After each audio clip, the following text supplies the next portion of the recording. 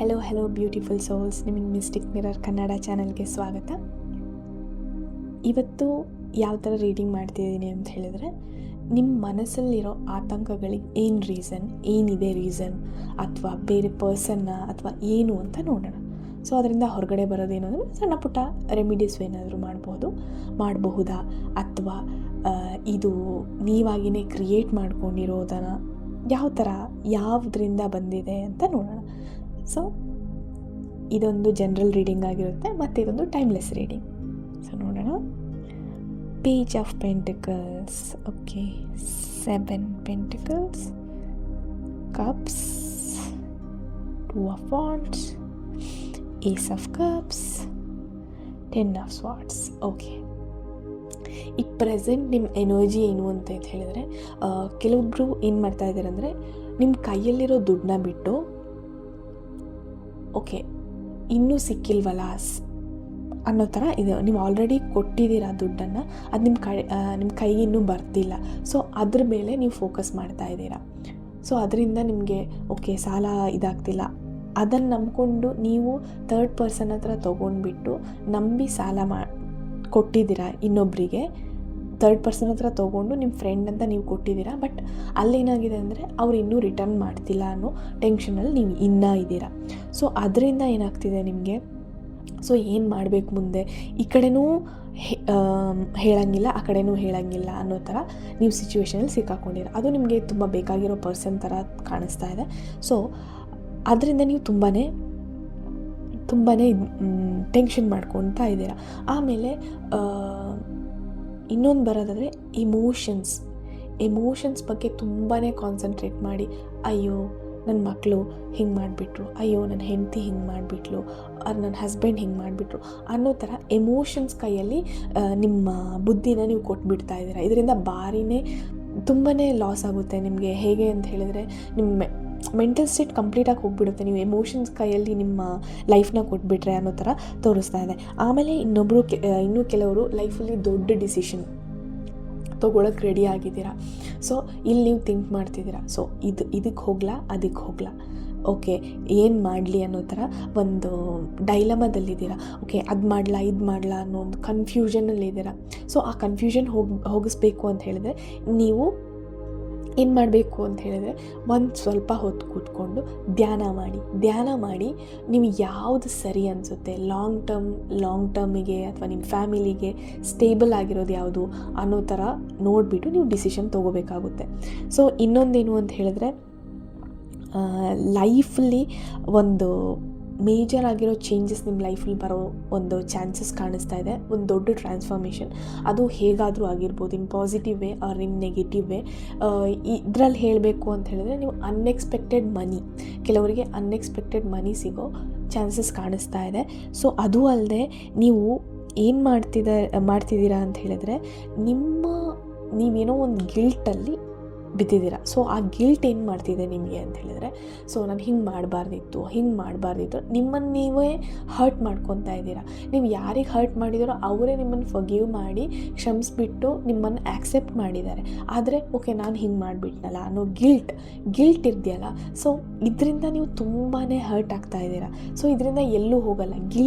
Self guilt, ನೀವು ತಪ್ಪು ಮಾಡಿದ್ದೀರಾ, ಓಕೆ ಆ್ಯಕ್ಸೆಪ್ಟ್ ಮಾಡ್ತಿದ್ದೀರಲ್ವ ಅದನ್ನ, ಓಕೆ ನಾನು ತಪ್ಪು ಮಾಡಿದೆ, ಅದನ್ನ ನಾನು ಇನ್ನೊಂದು ಸಲ ಮಾಡಲ್ಲ ಅನ್ನೋ ಥರ ನೀವು ಡಿಸೈಡ್ ಮಾಡಿ ಅದರಿಂದ ಹೊರಗಡೆ ಬರಬೇಕೇ ಹೊರತು, ನಾನು ಈ ಥರ ತಪ್ಪು ಮಾಡಿದೆ, ಅಯ್ಯೋ ನಾನು ಹಿಂಗೆ ಮಾಡಿದೆ ಅಂತ ಹೇಳೋದ್ರಿಂದ ಏನೂ ಕೂಡ ಚೇಂಜಸ್ ಆಗಲ್ಲ ಅನ್ನೋ ಥರ ತೋರಿಸ್ತಾ ಇದೆ. ಆಮೇಲೆ ಏನು ಅಂತ ಹೇಳಿದ್ರೆ, ಒಂದು ಬ್ಯೂಟಿಫುಲ್ ಆಗಿರೋ ಒಂದು ಪಾಸಿಟಿವ್ ಒಂದು ಎಂಟರ್ ಆಗುತ್ತೆ ನಿಮ್ಮ ಲೈಫಲ್ಲಿ.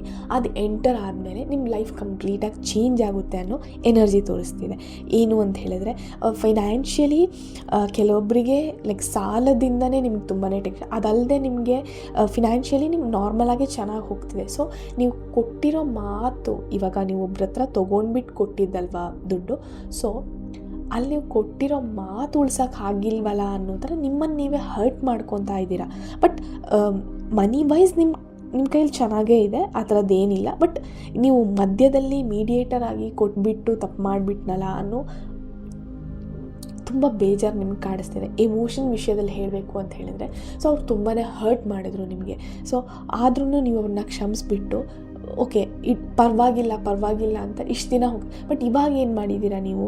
ಇಷ್ಟು ದಿನ ಹರ್ಟ್ ಮಾಡಿದ್ರು ಪರವಾಗಿಲ್ಲ ಅಂತಿದ್ದು ಒಂದು ಸಲ ನೀವು ತಿರುಗಿ ನಿಂತಿದ್ದೀರಾ. ಈ ತಿರುಗಿ ನಿಂತಾಗ ಏನಾಗ್ಬಿಡುತ್ತೆ ಅವರಿಗೆ, ಓಕೆ ಇಷ್ಟು ದಿನ ಸುಮ್ಮನೆ ಇದ್ದರು, ಇವತ್ತು ತಿರುಗಿ ನಿಂತ್ರಲ್ಲ, ನೀನು ಚೇಂಜ್ ಆಗಿಬಿಟ್ಟೆ, ನೀನು ಹಾಗಾಗ್ಬಿಟ್ಟೆ ಹೀಗಾಗ್ಬಿಟ್ಟೆ ಅನ್ನೋ ಥರ ಬ್ಲೇಮ್ಸ್ಗಳನ್ನ ಅಥವಾ ನಿಮ್ಮ ಮೇಲೇ ನಿಮಗೆ ಡೌಟ್ ಆಗೋ ಥರ, ಓಕೆ ನಾನೇ ತಪ್ಪು ಮಾಡಿಬಿಟ್ನೇನೋ ಅನ್ನೋ ಥರ ಡೌಟ್ ಆಗೋ ಥರ ಅವ್ರು ನಿಮಗೆ ಕಾನ್ವರ್ಸೇಷನ್ನ ಆ ಥರ ಕ್ರಿಯೇಟ್ ಮಾಡ್ತಾ ಇದ್ದಾರೆ.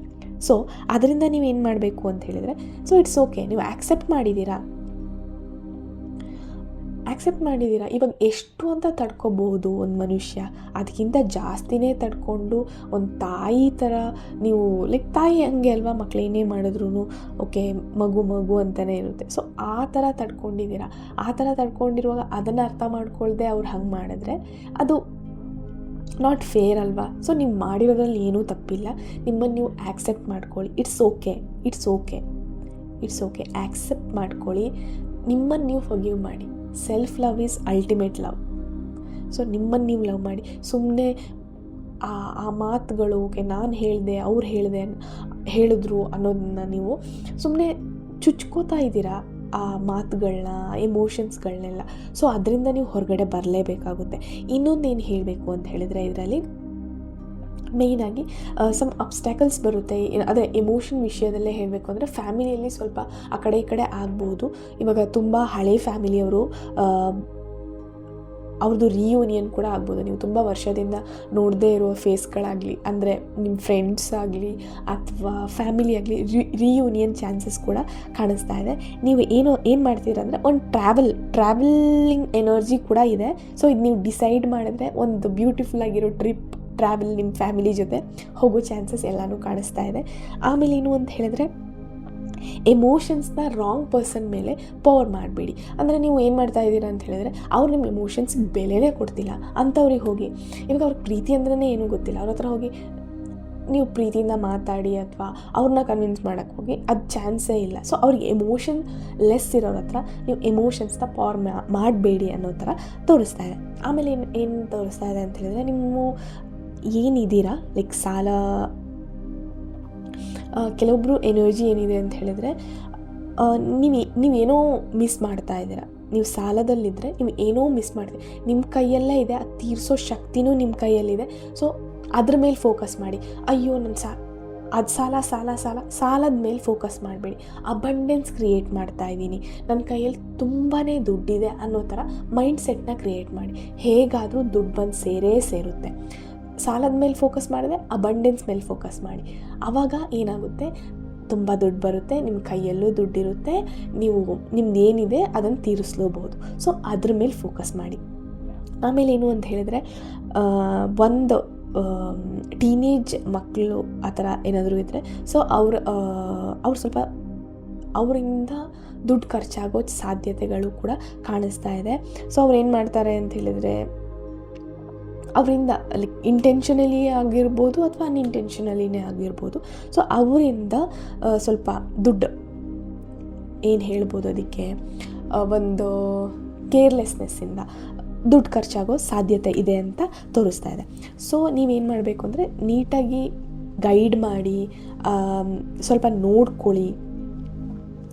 ಓಕೆ ನನ್ನ ಮಕ್ಕಳು ಹೆಂಗಾದರೂ ಇದು ಮಾಡಲಿ, ನನಗೆ ಸಿಕ್ಕಿಲ್ಲ ಅವ್ರಿಗೆ ಸಿಗಲಿ ಅನ್ನೋ ಥರ ನೀವು ಮೈಂಡ್ಸೆಟ್ ಇಟ್ಕೊಂಡ್ರೆ ಅಲ್ಲಿ ಖರ್ಚು ಮಾಡ್ತಾ ಹೋಗಿಬಿಡ್ತಾರೆ. ಸೊ ಅದರಿಂದ ನೀವು ಆ್ಯಸ್ ಅ ಪೇರೆಂಟ್ ನೀವು ಏನು ಪೇರೆಂಟಿಂಗ್ ಮಾಡಬೇಕು ಅದು ಮಾಡಲೇಬೇಕಾಗುತ್ತೆ. ಯಾಕಂದರೆ ನಿಮ್ಮ ಮಕ್ಕಳ ಭವಿಷ್ಯ ನಿಮ್ಮ ಕೈಯಲ್ಲೇ ಇರೋದು ಅನ್ನೋ ಥರ ಎನರ್ಜಿ ತೋರಿಸ್ತಾ ಇದೆ. ಆಮೇಲೆ ಫೈನಲಿ ಏನು ಹೇಳ್ಬೋದು ಅಂತ ಹೇಳಿದರೆ, ಏನೇ ಕಷ್ಟ ಇದ್ರೂ ನೀವು ನಿಮ್ಮ ಇಷ್ಟ ದೈವಕ್ಕೆ ಒಂದು 5 ನಿಮಿಷ, ಎಲ್ಲಾದರೂ 5 ನಿಮಿಷ ಕೂತ್ಕೊಂಡು ಫುಲ್ ಮನಸಾರೆ ಪ್ರಾರ್ಥನೆ ಮಾಡಿ. ಏನೇನು ಇದೆ ಅನ್ನೋದು, ಕಷ್ಟಗಳನ್ನ ಫೋಕಸ್ ಮಾಡದೆ ಏನೇನೇ ಗ್ರೇಟ್ಫುಲ್ ಆಗಿದ್ದೀರಾ ಅನ್ನೋದ್ರ ಮೇಲೆ ಫೋಕಸ್ ಮಾಡಿ. ಫಾರ್ ಎಕ್ಸಾಂಪಲ್, ನಿಮಗೆ ಮನೆ ಇದೆ, 3 ಹೊತ್ತು ಊಟ ಇದೆ, ಸೊ ಅದಕ್ಕೆಲ್ಲ ಒಳ್ಳೆ ಫ್ಯಾಮಿಲಿ ಇದೆ ಅನ್ನೋದ್ರ ಮೇಲೆ ಫೋಕಸ್ ಮಾಡಿ. ಆವಾಗ ಯೂನಿವರ್ಸ್ ನಿಮಗೆ ಇನ್ನೂ ಅಬಂಡೆನ್ಸ್ನ ಕೊಡುತ್ತೆ. ಸೊ ನೀವು ಆಲ್ರೆಡಿ ಇದು ಕಷ್ಟಗಳ ಮೇಲೆ ಅದನ್ನೇ ಫೋಕಸ್ ಮಾಡಿದಾಗ ಕಷ್ಟಗಳನ್ನೇ ಅಟ್ರ್ಯಾಕ್ಟ್ ಮಾಡ್ತೀರಾ. ಸೊ ಅಥವಾ ದುಃಖ, ಅವ್ರು ಹಂಗೆ ಮಾಡಿದ್ರು ಏನೂ ಬೇಡ, ಏನು ನಿಮ್ಮ ಹತ್ರ ಇದೆ ಅದಕ್ಕೆ ತುಂಬಾ ಗ್ರೇಟ್ಫುಲ್ ಆಗಿರಿ. ಇದು ತುಂಬ ಚೆನ್ನಾಗಿ ವರ್ಕ್ ಆಗುತ್ತೆ. ನೀವೇ ನೋಡ್ತೀರಾ ಆ ಚೇಂಜಸ್ನ. ಓಕೆ, ಇದು ಇವತ್ತಿನ ರೀಡಿಂಗು. ಎಲ್ಲದಕ್ಕೂ ಗ್ರೇಟ್ಫುಲ್ ಆಗಿರಿ. Thank you so much. ಈ ವಿಡಿಯೋ ಇಷ್ಟ ಆದರೆ ಲೈಕ್ ಮಾಡಿ, ಸಬ್ಸ್ಕ್ರೈಬ್ ಮಾಡಿ. Thank you so much. Radhe Radhe. ದೇವರೆಲ್ಲರಿಗೂ ಒಳ್ಳೇದು ಮಾಡಲಿ.